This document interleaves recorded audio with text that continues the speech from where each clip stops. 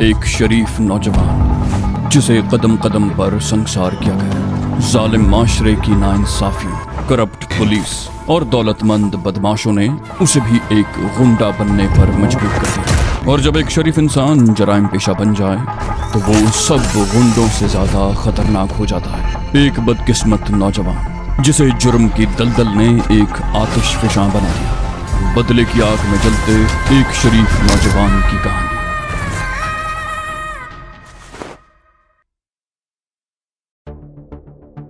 समीना की बर्बादी का जिम्मेदार अगरचे शारिक था, लेकिन न जाने क्या बात थी कि उसे शारिक से हमदर्दी हो गई थी। वो अगर चाहती तो बड़े इत्मीनान से शारिक के शामनगर वाले मकान का पता बताकर अपनी गुलू खलासी करवा सकती थी, लेकिन उसने ऐसा नहीं किया था, क्योंकि वो ये भी जानती थी कि अगर उसने शारिक के उस खुफिया ठिकाने के बारे में बता दिया तो भी मांझा गुज्जर उसे आजाद नहीं करेगा।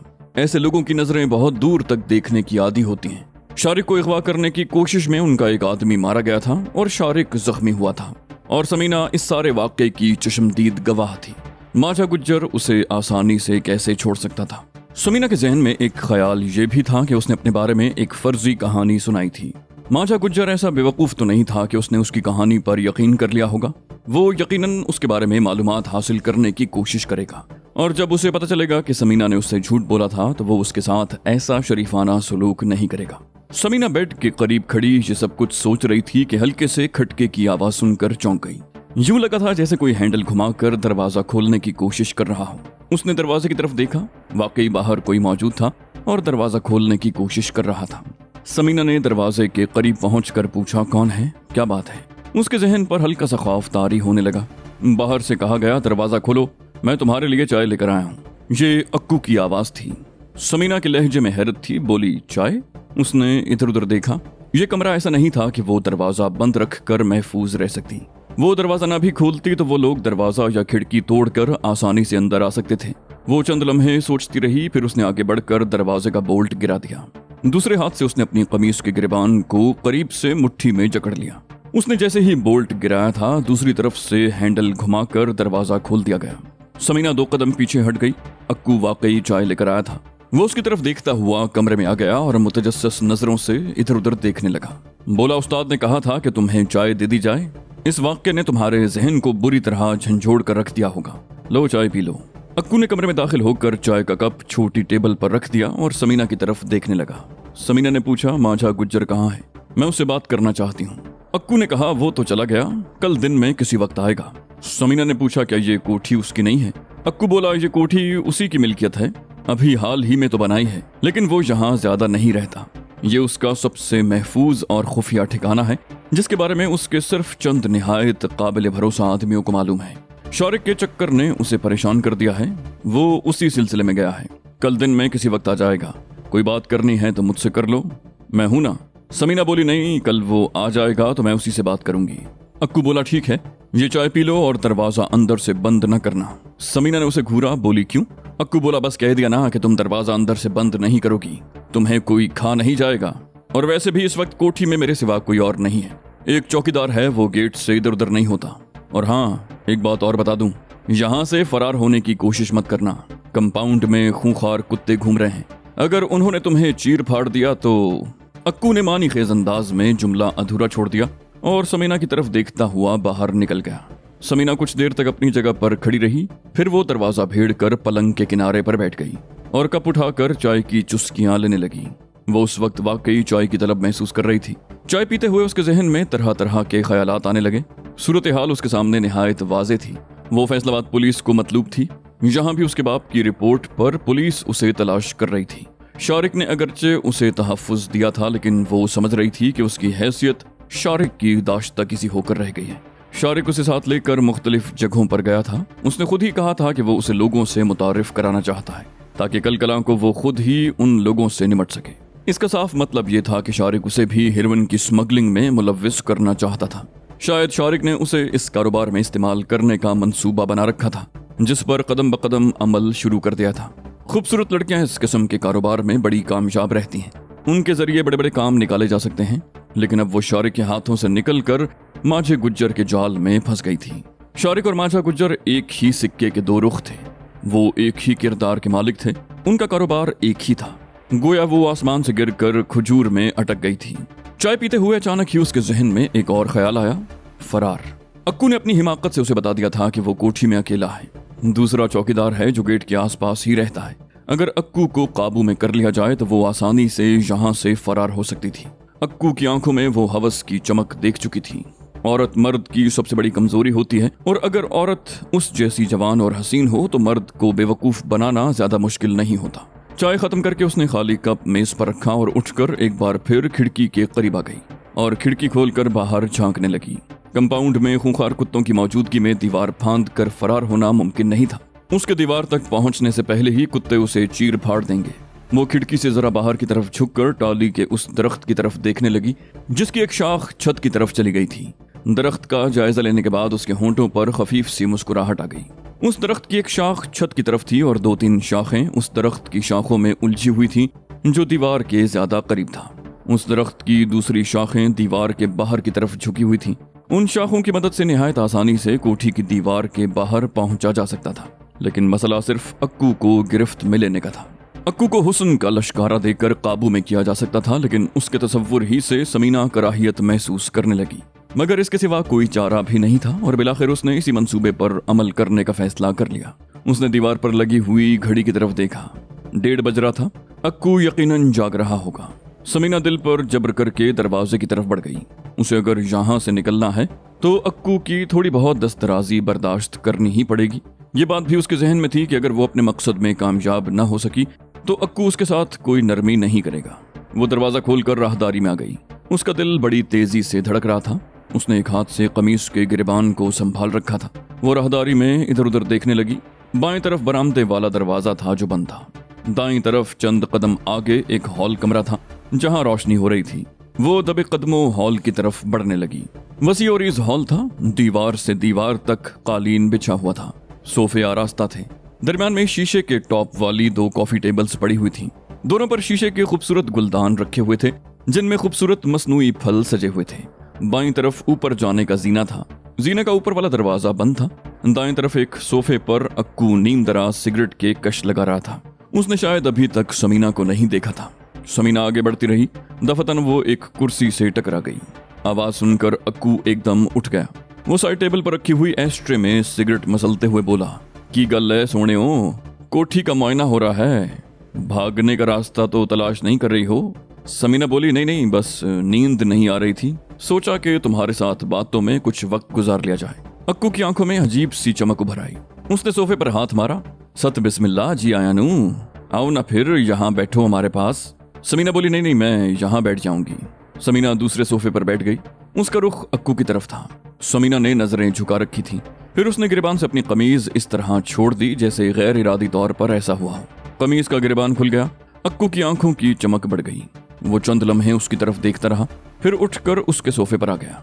समीना के दिल की धड़कन तेज हो गई। उसने कमीज संभालनी चाही मगर अक्कू ने उसका हाथ पकड़ लिया। अक्कू बोला, इसको रहने दो ना, गर्मी हो रही है, जरा हवाशवा लगने दो। समीना हौले हौले कांप रही थी। बोली, खिड़कियों के पर्दे हटे हुए हैं और बाहर चौकीदार भी गश्त कर रहा होगा, अगर वो इस तरफ आ गया तो। अक्कू बोला, तो फिर चलो उस कमरे में चलते हैं, वहाँ एयर कंडीशनर भी लगा हुआ है। अक्कू ने उसे हाथ से पकड़कर सोफे से उठा दिया और सामने वाले एक दरवाजे की तरफ बढ़ गया। बोला, ये माझे गुज्जर का खास कमरा है। दरवाजा खोलकर अंदर दाखिल होते हुए अक्कू ने बत्ती जला दी और एयर कंडीशनर भी ऑन कर दिया। कमरे में शानदार डबल बेड बिछा हुआ था। बिस्तर पर सुर्ख रंग की एक लंबी डोरी पड़ी हुई थी जिसके दोनों सिरों पर रंगीन दस्ते लगे हुए थे। ये रस्सी आमतौर पर कमसिन लड़कियां खेल के दौरान फांदने के लिए इस्तेमाल करती थीं। ये रस्सी देखकर समीना की आंखों में चमक सी उभर गई। अक्कू बोला, ये रस्सी माझे गुज्जर की बेटी की है, कल गांव जाते हुए यहीं भूल गई थी। ये कहते हुए उसने रस्सी एक तरफ हटा दी और समीना को बाजू से पकड़कर बिस्तर पर बैठ गया। बोला, सोनियो, अब ये मूछें उतार दो ना, इतने खूबसूरत चेहरे पर ये नकली मूछें अच्छी तो नहीं लगती। फिर उसने खुद उसके होंठों से मूछें उतार कर एक तरफ फेंक दी। समीना के लिए ये आखिरी मौका था। उसने पलंग के किनारे पड़ी हुई रस्सी पकड़ ली और फिर अक्कू ने जैसे ही उसे दबोचना चाहा, वो बड़ी फुर्ती से लोट लगाकर एक तरफ हट गई और फिर दूसरे ही लम्हे उसने रस्सी को दोनों हाथों में पकड़कर अक्कू की गर्दन पर लपेट दिया और उसे पूरी कुव्वत से बल देने लगी। अक्कू पलंग पर बुरी तरह मचल रहा था, लेकिन रस्सी पर समीना की गिरफ्त खासी मजबूत थी। अब वो चंद सेकंड पहले वाली समीना नहीं रही थी जो खौफ से थर थर कांप रही थी। अब वो एक नई समीना थी जिसके चेहरे पर बेपनाह दरिंदगी थी।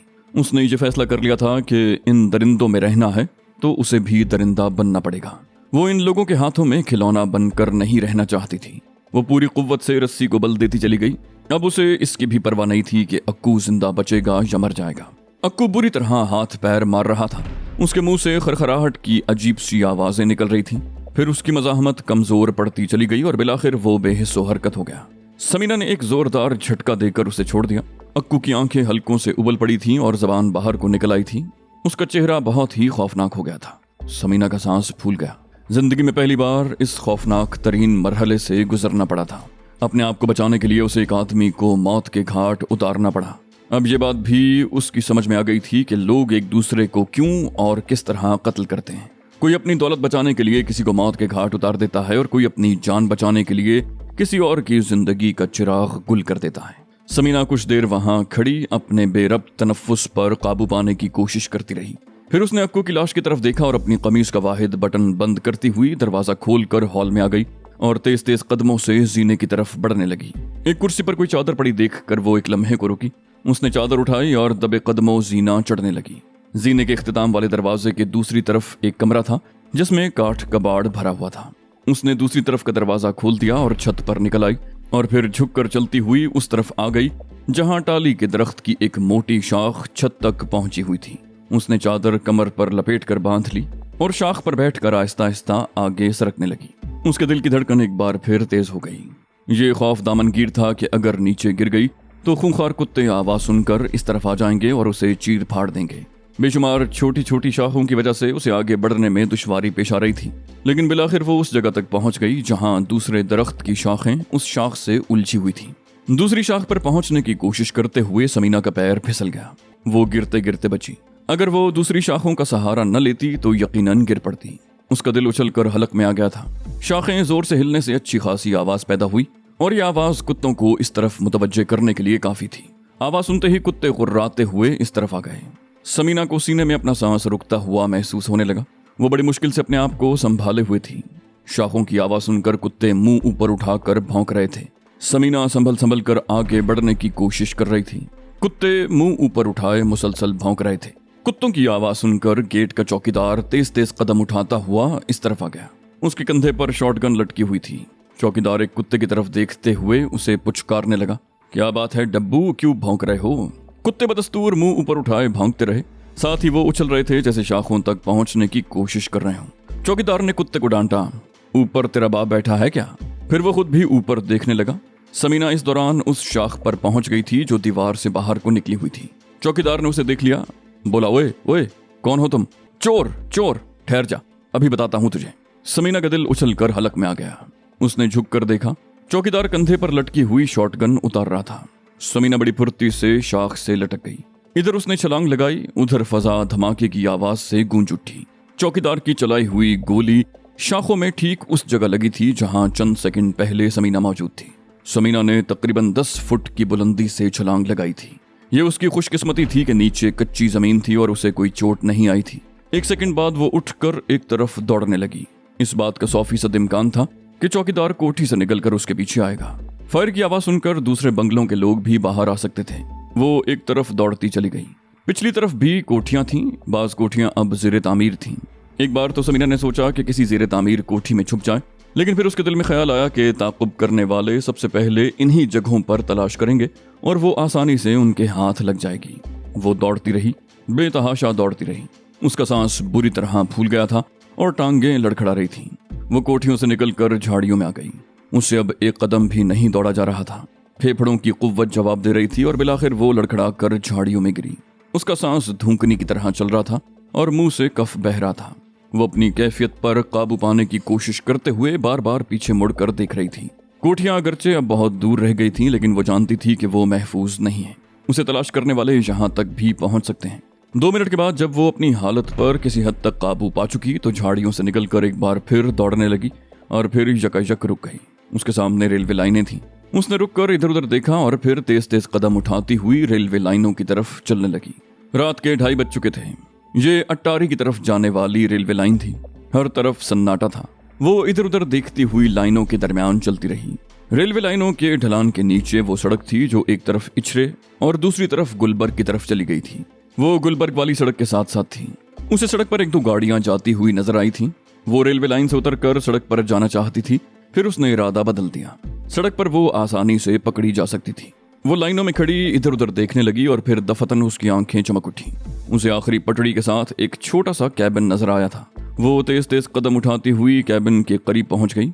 कैबिन एक तरफ से खुला हुआ था और गालिबन लाइनों पर काम करने वाले यहाँ अपना सामान वगैरह रखते होंगे या किसी और मकसद के लिए इस्तेमाल होता होगा, लेकिन उस वक्त कैबिन खाली था।